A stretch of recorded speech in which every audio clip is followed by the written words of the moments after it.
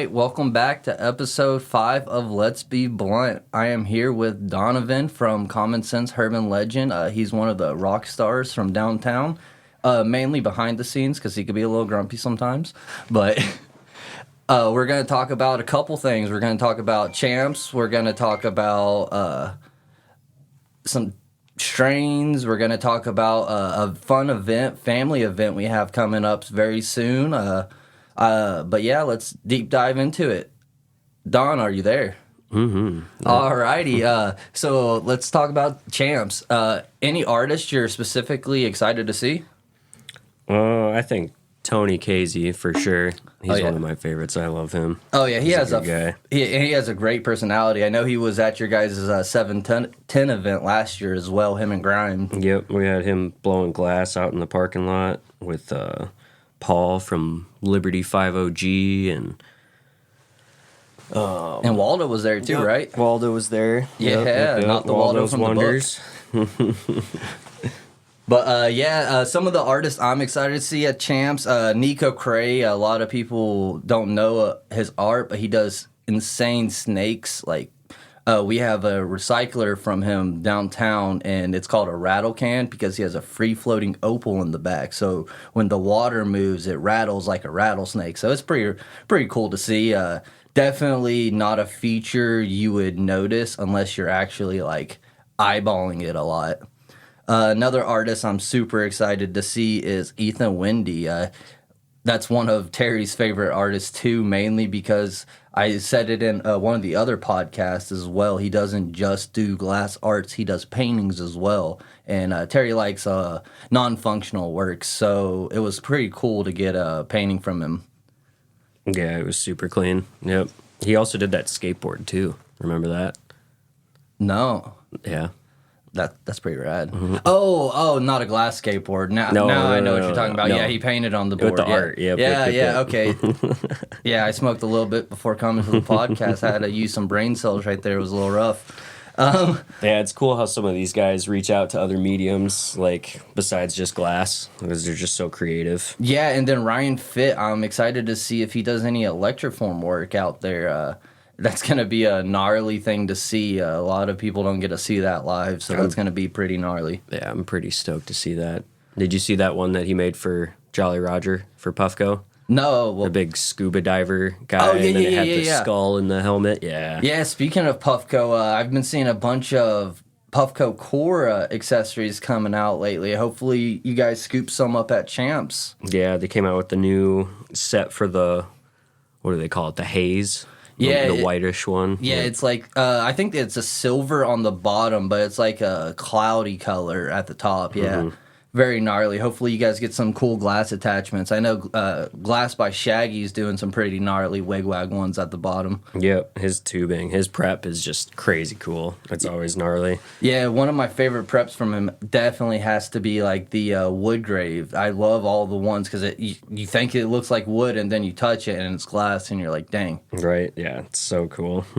And then Terry Sharp's going to be there as well. A lot of people don't know that Terry Sharp does a lot of functionals, and then he does recyclers and then more showpiece works too. Like we have a Phoenix downtown, Sioux Falls, and a lot of people don't realize that incorporates a recycler at the bottom.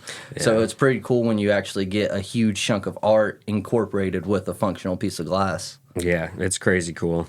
That one's awesome, and then so is that other one that they did for Tournament of Fire, or that Terry did, that big robot with the jetpack on the back and everything. All UV too, like it pops. So let's talk about what we like to call the final countdown. It is sponsored by, I believe, Common Sense Urban Legend and High Fidelity. It is going to be on May 16th. It is a family event. It is a wrestling event. It's going to start from 4 to 6 for the wrestling. Local vendors are going to be there from 3 to 7. So it's going to be a pretty fun time. It's on Lake Laverne, so, you get to catch some rays, get to see some people jumping off some ropes, having fun, getting some laughs in, a good family event. I know I will be bringing my 2-year-old because he loves to see people act wild. So it's going to be a fun time. Yeah, that'll be pretty fun. That'll be crazy fun. Wrestling's always a good time. Yeah. Yeah, I just remember growing up just watching wrestling with my brother, like WWE and SmackDown, and then we would imitate the moves at home, and then my mom would bust through the room telling us to calm down because we already broke 3 lamps. So yeah, it's pretty fun to incorporate that in this town too, and then I get to incorporate it with my kid too. So it's just a pretty fun full circle. Oh, and this town has had its fair share of wrestlers show up here. We had the Body himself over at Urban Legend here in town. What was that, last year? Maybe the year before. Oh, that's amazing. The Jesse Ventura. Yeah, and a lot of people don't realize where I'm from. I'm from Tennessee, and just like 15 minutes away from that in Knoxville, the mayor is, I think, Kane from Raw. He stopped doing wrestling, and then he went to be a mayor, which is hilarious. It's funny you see people doing that because it's just you see celebrities going into the political scene, and it's just never what I expect to be like, yeah, my governor was a WWE star at one point. But pretty rad times. I know we got some new fun products in at High Fidelity. I know we got some hard candy. Have you ever got to try them yet? No, those old school edibles? No, I did not. I would like to, though. That would be really nice. Those blue raspberry ones have been catching my eye. You know, I thought the blue raspberry was going to be my favorite. And I told them the exact same thing. But that passion fruit one tastes amazing. It tastes like the Welch's Pog, like the passion fruit, like the actual drink. And when I tried it, I was like, you know what? I thought I wasn't going to like this, but I actually like this way more than blue raspberry. They have 3 more flavors coming out too, so I'm excited to see what they produce. Nice. I hope they do like a green apple one. That would be kind of like right up my alley. I think that would be really good. That is one on the books, and a peach. Ooh, nice. Yeah, and I think they're going to use the peach daiquiri live rosin for the peach one, so that's going to be a pretty nice pairing. That'll be a really good profile for sure. Yeah, I'm interested to see what they're going to get for the apple, because so far I know the 3 strains are Eager Beaver, Super Boof, and I forget the one I just said. Peach daiquiri. Yeah, and peach daiquiri, yeah. So those are the 3 they have now, so I'm interested to see which one they incorporate in with the green apple. Yeah, I don't think I've ever seen a green apple kind of themed strain or anything before. Yeah. Well, there's the apple fritter. Oh, yeah. Okay. Apple fritter, pretty popular. Yeah. Yeah. It doesn't, ring, sour apple, but it was a pretty crisp, fresh smoke. Right. We had it once by Lake Leaf. Now we actually have it again by Redwood. So it's pretty cool to see how 2 cultivators do on the same strain. Yeah, it's always nuts to see just different results with the same genetics every time. It could be a totally different turnout just by the way that they're growing it and treating the plant. There's just so many factors involved in that whole entire process, Exactly, yeah, because and the redwoods don't look as frosty to me, but then like when you break it in, all the trichomes like pop out. So it's like crazy to see that. It's like inner beauty on those. I've smoked I think 3 of them now. Lemon cherry gelato, slurry cane, which I get in every state, and it's still by far one of my favorites. And then also I think sunset tea, mainly because of the name. I smelled it because we have it in the bud bar. So when I smelled it, I was like, dang, I gotta try this one, and I wasn't disappointed at all. Sunset tea, huh? I haven't even heard of that one. Nice. It was a weird cross to, I think it was a Sherb cross, but it was a phenomenal, like, it wasn't earthy. It was nice, citrusy, like fruit earth, or not fruit earth, but fruit tree type of flavor. So it was pretty phenomenal. I like that we're getting more hybrids in too. We were very heavy indica based, and now we're getting a little bit more hybrids. I know a lot of people have been asking for sativas.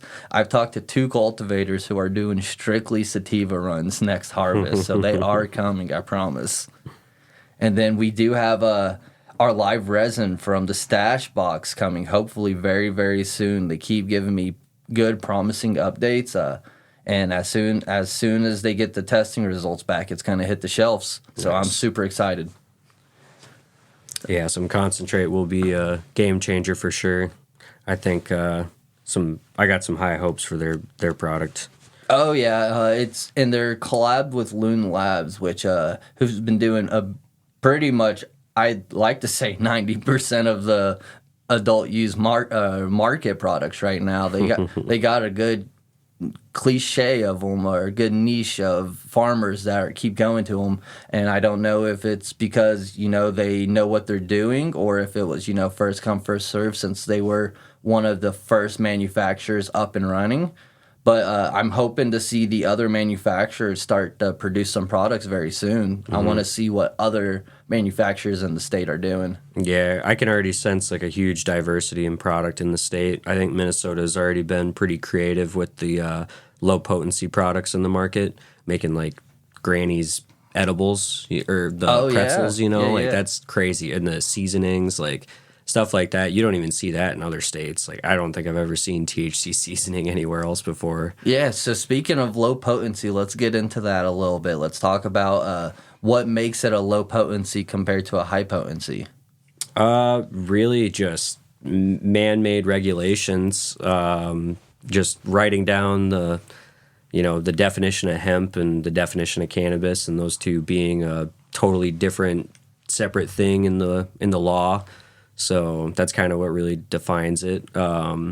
Most hemp products aren't going to necessarily have, like the hemp plant itself, aren't going to necessarily have predominantly like a huge amount of THC found in them. That's why it's typically considered hemp. Hemp by definition is below 0.3% of Delta-9 THC, which is just good old normal THC. So Delta-9, it's in hemp, but it's also in cannabis. Yeah, because it's really the same plant. Really, all that it comes down to is just how you define it in your industry based on the law in the federal government, is really what bases that law, especially with that 2018 Farm Bill. That really was a huge game changer for the entire industry. So really, there's, not much difference. There's terpenes in both of them. There's the same cannabinoids in both of them. Really, it just comes down to Minnesota defining something themselves. They're pretty unique in this industry, like as far as across the country, and them having a whole program dedicated for hemp on their cannabis market is pretty insane. It allows like all those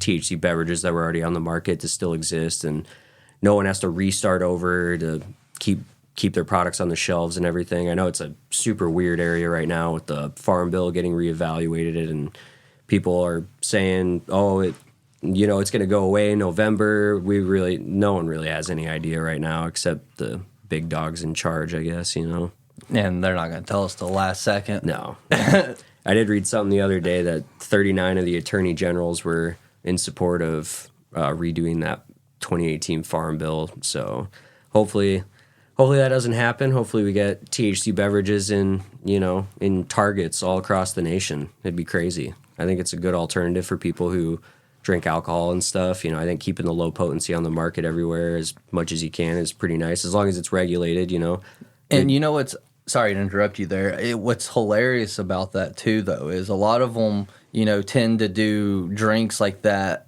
to get off of alcohol, but a lot of the ones I'm seeing on the market are like Moscow Mule flavors. So it's like, why are you tempting them with alcohol? I could see that argument too. It could be a temptation in itself. I mean, everyone's got their bad habits, and someone's bad habit could just be having a can in their hand that gives them a buzz in some sort of way. So the alternative being THC instead of alcohol is beneficial, but having those mocktails, I couldn't drink those. Yeah, I've tried a couple either. Of them. I'm like, they're not, to each their own, but I know there's a lot that I do like. I love the Hyzas, like there's a Blue Dew one, and they have heavy live resin and terpenes in there, so you drink that while you're smoking a bowl, and it like pairs well. It's like wine and cheese. Yep.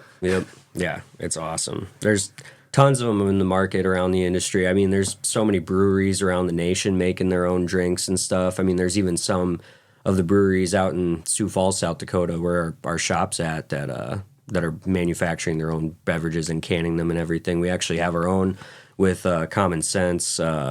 we have a drink called Common Sips. We partnered with Lee from Homestead Brewery out of Valley Springs in South Dakota and made this drink. And the owner's daughter designed the can and everything, and a little homage to special someone with the name. So yeah, it was a popular drink up here. I carried it pretty much until Minnesota said I couldn't carry out-of-state products. Yep. Yeah. And we tried convincing Lee to get in the Minnesota market, try to get that out there and expand, but he's really dedicated to sticking with local, staying where his roots are, supporting everyone else around him that way. We've got Common Sips probably in half of the downtown area for sure at all the businesses. All the bars carry our drinks, so it's pretty awesome seeing that. Oh, yeah. It's a pretty good drink. It's like a nice cotton candy sweet grape, so it's not a lot of people would expect it, but it's very, very nice to sip on. Right, yeah. And I know we're working on a cherry lime flavor as well, too. Hopefully we'll get that ironed out here soon, especially before November. We want to at least have some sort of iteration of it on the shelf before potentially everything's gone. Oh, yeah, let people get a taste before they can't have it anymore. Yeah, that's mean. Get them hooked, and they're like, all right, no more. Oh. But, yeah, and then a lot of people keep coming into the dispo, and they keep asking me, why are there only hemp drinks? And one of the reasons I have to tell them is they don't realize if it was a cannabis drink, it would have to be transported. Not only transported to me, but transported to a lab for testing, so it would have to get paid to get tested, paid transporting back to wherever it's holding, transported back to wherever its final seller, which would be me.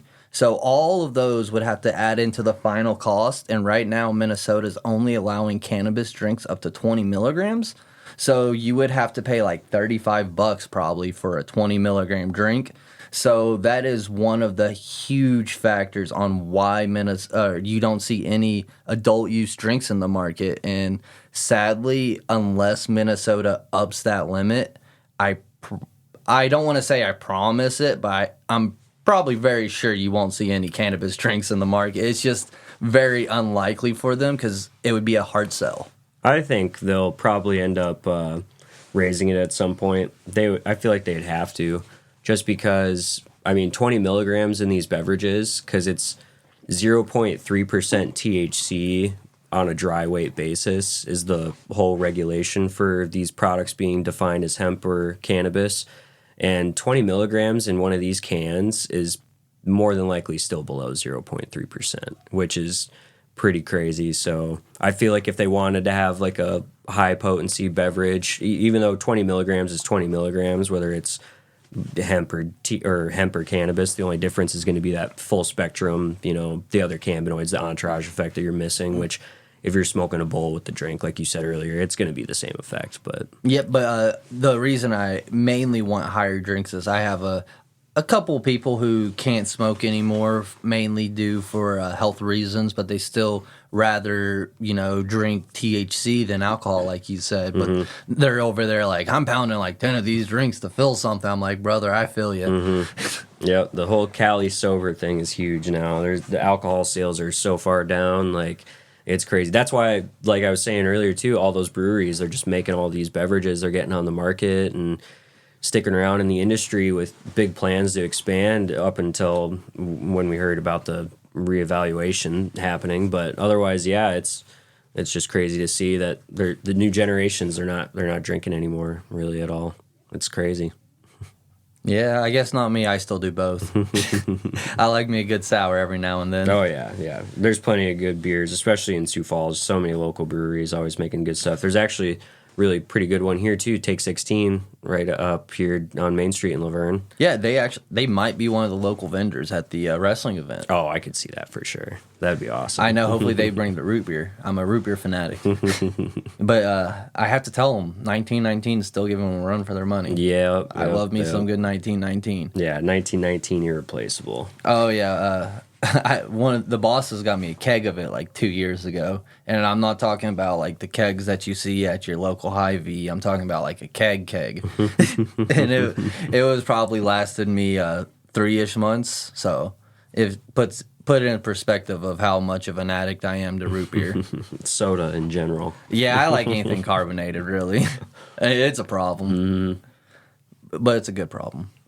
Yeah, that's the other thing I'm not too crazy about all of these THC beverages is that so many of them lean towards the static taste seltzer water stuff. And I'm like, I can't back that too much. I know some people are big on the 0 cal, 0 sugar type stuff, but Yeah, that's why one of my favorite ones from the downtown store is definitely the liquid lavas. oh yeah. Yeah, because it doesn't have the like seltzer, like the White Claw kind of taste. Because I don't know how people got into those White Claws, and they got blacked out because White Claws. Because I opened one time, took a sip out of it, and then left it at the table. Yeah. It was awful.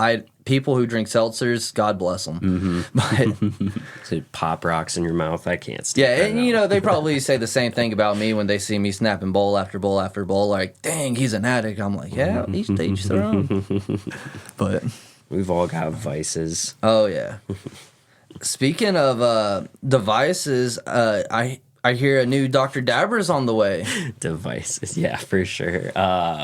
Yeah, what was that? The Switch Go. Oh, yeah. Is that what they're calling it? Oh yeah, I'm pretty excited to see it because I actually love the Switch 2. I think it was giving Puffco a run for their money, and then they made something smaller to compete. So I'm excited to see because the Switch 2 was by far no means a portable device. It was a desktop machine for sure. Yeah, you're walking around with a Keurig. Yeah, It was a Keurig. Yeah, yep.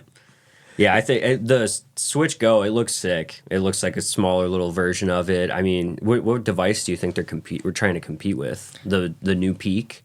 Yeah, I would say so because it's still not as small as the Core. Right. But it's still, I don't know. I think the Core might produce as much smoke. I actually really do love that Core. I put that BMG flake in there and it literally spins like those 1993 rims. It just keeps going even after I stop. Yep. So. Yeah, those cores have been very popular lately. Everyone's been loving the new Proxy in general. It's been awesome. Yeah, and then it's cool to see a bunch of back to glass artists. I know I ramble on a bunch, but it's cool to see a bunch of glass artists making all these different attachments for all these electrical devices because people at one point were like, oh, these electrical devices are going to be the downfall of glass artists. No one's going to buy glass anymore, so then you know what did glass artists do? They're like, we could adapt. Yeah. Now they're making peak tops. They're making pivot attachments. They're making flakes for the inside of it. So it's just cool to see the diversity of glass artists and the capabilities they could produce. Right, especially with everything transitioning from analog to digital now. Everybody's putting down the torch. They'd rather click a button or have an app on their phone. I completely get it. It makes sense. Convenience is the king. Yeah, so and people just don't realize how much effort and time goes in glass making. Like I know for a fact I cannot do that by far in any lifetime. right, very underrated craft. Honestly, very underrated. Yeah, people see cool sculptures and then they're like, oh, that's probably like $200, and then they don't realize that someone put 3 weeks of work into that, blood, sweat, tears into that, probably broke 4 of them before making the final one. Yeah. Just coming up with the concept. I mean, yeah, you're not going to get it right the first time. And some of these guys, they even just draw on whiteboards all day trying to figure out and picture it, imagine it out of their heads. Like, yeah, I can't even do that. I just draw stick figures. Very not artistic. I'm computer artistic, but that's it. I can't do any drawing. I could do a tulip or a rose, I believe, and some suns and clouds with my 2-year-old. And other than that, Henry's got you beat. Yeah. He's for sure got me beat already. Yeah, he gives me a run for my money, so that's fine. And it doesn't help that my wife definitely goes all out on the art, so puts me to shame. One day I'll wake up and I'll be Picasso, like that episode of Malcolm in the Middle. Hal just quits his job and he goes into the garage with hundreds of dollars worth of paints. He's like, I have it. It's beautiful. Yeah. He made the perfect painting at the end of that. Oh, yeah, and then it falls on him. Yep. That's exactly probably what would do to me, too. So, yeah, I'm trying to think of... So let's talk a little bit more about hybrid sativa and indica. Which do you go for when you go for smoking? Oh, I mean, if I'm going to go for something, I'd probably do Probably an indica. I'd favor more than anything. Honestly, I'd rather probably just go with like a higher CBD, higher CBN strain. As much as often, if I have the choice. If the statistics are in front of me, that's what I'm gonna probably be looking for. So what's CBN? Why do you look for that? CBN is like the psychoactive version of CBD, not psychoactive in the sense of THC, but it's gonna be still a psychoactive cannabinoid where it affects your body and your mind, but it's really what gives you that full like body high effect, like really puts you to sleep. It's really beneficial in like products that are designed for like sleep aid. So help you sleep and maintain the sleep pretty much. Mm-hmm. All right. And it's a better alternative than like stuff like melatonin, where taking too much of that over time it could be detrimental for somebody and ruins the flow of the body. I think CBN's a crazy alternative that people should definitely look more into if they're looking for something to help them sleep, instead of just looking for an indica weed, because genetics are just all over the place nowadays. Everything's been crossed 8 times with strains here, strains there, and it's not like genetics used to be, for sure. Yeah, back in the 90s when there was Gorilla Glue 1 and 2. Right. Now there's Gorilla Glue, I think, 34. So, even like land races, like Acapulco Golds, like just traditional strains that kind of existed around before all these crosses exist. They're basically what people would harvest originally and was used for crosses eventually down the pipeline. But yeah, because something that might have been a sativa 10 years ago could have been crossed 15 times, and now maybe leans more of a hybrid because it has a little bit more indica siding to it. Yeah. And a lot of growing back in the day was mostly done outdoors, whether it was done traditionally in other countries that way, or even like in the backwoods in North California or Oregon, Southern Oregon. Like you're just in the sticks and you're just growing it out in the middle of nowhere. Or in the desert, like Afghan hash. That's right. Yep. That's legendary. Yep. People go there all around the world for that. No one really thinks of Afghanistan at THC, but that's Afghanistan. The strain, it's OG from them. They're one of the pioneers for it. Yeah, if I'm not mistaken, cannabis is originally like biologically found from other countries outside of the States. It was kind of just brought here. Hemp was used so often, and a lot of those things just spread seeds. It's all the same plant, like I was saying earlier. It's just used in different ways, especially nowadays. Now people smoke it. Smoke hopefully it. Not industrial hemp, but smoke it, vape it, eat it. They do all types of crazy things. Those crazy 21-year-olds. The final countdown. Let's just talk about that one last time. May 16th. It is a family-friendly event. We are going to have New Sound Wrestling. They are going to be there from 4 to 6, but we are going to have locals vendors from 3 to 7. It is at Lake Laverne, Minnesota. We want to see everyone out there. Bring your family, bring your friends, even bring the person you don't like, because who doesn't want to see people get beat up? Let's throw some chairs. Exactly. They throw chairs in the ring. You guys might be able to hop up in the ring and have some fun too.